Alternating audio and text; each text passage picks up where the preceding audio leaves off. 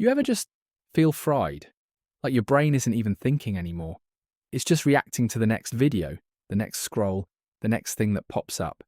Even your breaks aren't real breaks. You're in the shower, blasting some pop song you don't even like that much, just so it's not quiet. While you're lathering shampoo like you're in a music video you didn't audition for. Brother, what happened? Here's the truth. You're not tired. You're overstimulated. You've forgotten how to be bored. And that one thing, boredom, might be the very thing your brain needs to come back online. And in the next few minutes, I'm going to show you how I fixed this, how I stopped the constant noise, got my thoughts back, and literally felt my brain reboot. You don't need a dopamine detox or to throw your phone in a lake. You just need to hear this. Stick around. Your brain will thank you. We live in a world where even silence has background music. Every second of your life is filled with stuff. Reels, TikToks, Minecraft parkour edits with AI voiceovers telling some kid's story about calling their teacher mum in year 6. It never stops. And it's not like the content is good. You don't even like half of what you watch. But it's easier than doing nothing. That's the real trap. Doing nothing feels weird now. Your brain has been trained to freak out the second it's not distracted. And that freak out, that's not weakness. That's withdrawal.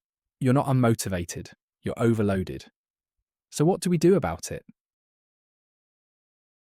I genuinely believe you're either in sponge mode or factory mode. Sponge mode is when you're just absorbing. Scrolling, watching, consuming. You're taking stuff in nonstop. Factory mode is the opposite. It's when your brain finally starts doing something with all of that input. It starts building, processing, creating. But here's the catch.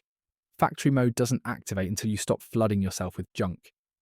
Try this, and I mean it literally. Put your phone down for 2 minutes. Don't open anything. Just sit there. Boring, right? But after about 30 seconds, your brain starts fidgeting. It might plan what you're going to do next. It might remember that thing you've been putting off. It might even try to make you get up and do something. That's factory mode waking up.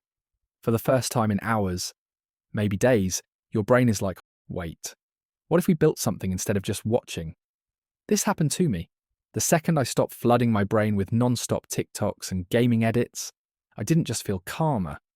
I started having actual thoughts again, not what's the next video thoughts. Real ones, ideas, solutions, self-awareness. You don't need more input. You need space to process the input you already have. Remember shower thoughts? Just standing there in the steam, zoning out like a soggy Jedi, thinking about life and whether fish pee. And do they drink water? Wait, do fish drink water? Those were the good days. I even came up with my signature in the shower, literally scribbled it on the steamy glass and thought, yep, that's the one. That's my autograph when I'm famous.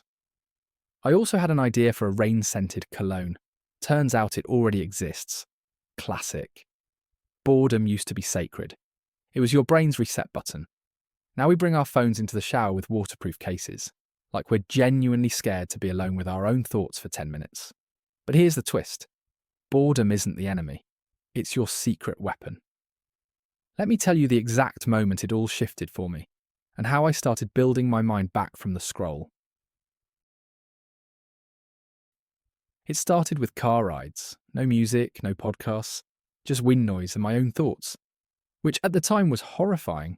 At first it felt like being trapped in an elevator with a crazy person. That crazy person was me. My thumb was shaking over the Bluetooth button like I was defusing a bomb, but then something clicked. In the silence, I started thinking about stuff I hadn't faced in ages.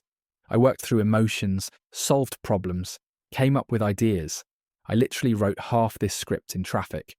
Full philosopher mode, parked behind a Honda Jazz. That's not boredom. That's mental spring cleaning. It's your brain doing updates in the background while you're stuck at a red light. And I promise, if you give your mind even a little room, it'll start to work again. So here's exactly how to make that happen. Let's make this practical. Step 1. Sit outside. Just sit. Seriously. No phone. No music. No pretending you're just checking the time. Start with 5 minutes. Then stretch to 10. Maybe 20. Find a patch of sunlight. Let your skin actually feel warmth. Watch the clouds move.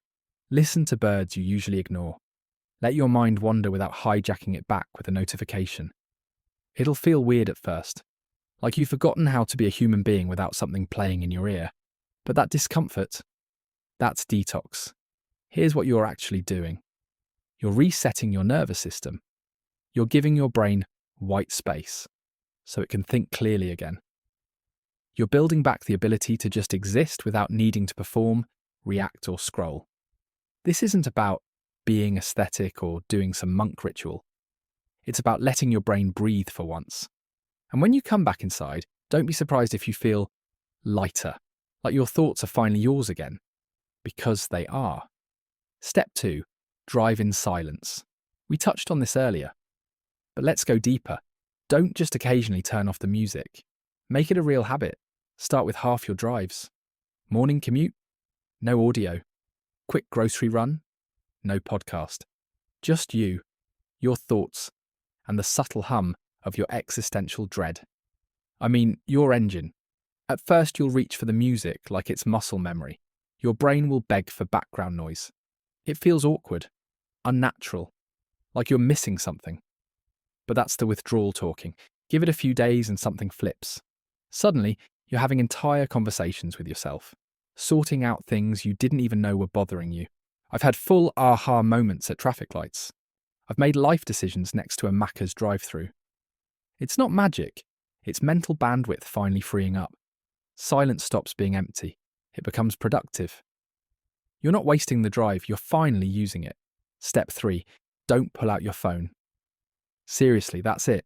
That's the whole step. Next time you're standing in line for coffee, food, whatever, just stand there. Don't reach for your phone like it's a panic button. Don't pretend you've got something important to check. Just exist. And the first thing you'll notice, everyone else is on their phone trying to look important, like they're managing a startup while waiting for iced coffee.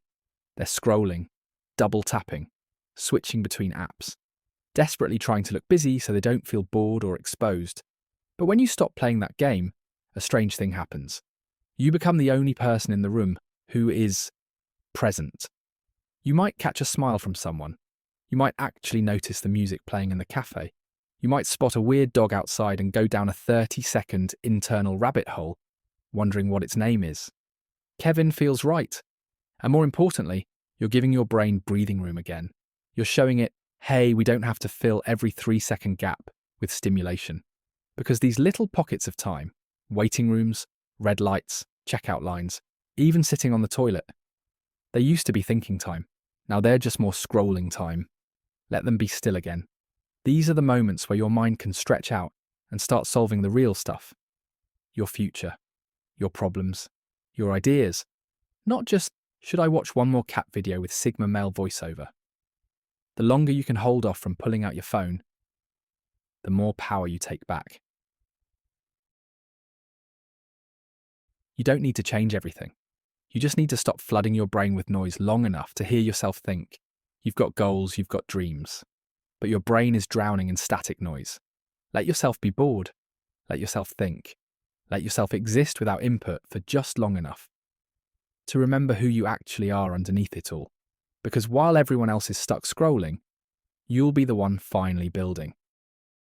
If this flipped a switch in your brain, send it to someone else. Please like this video, subscribe and share. I'm Sam Wiseman. Stay growing.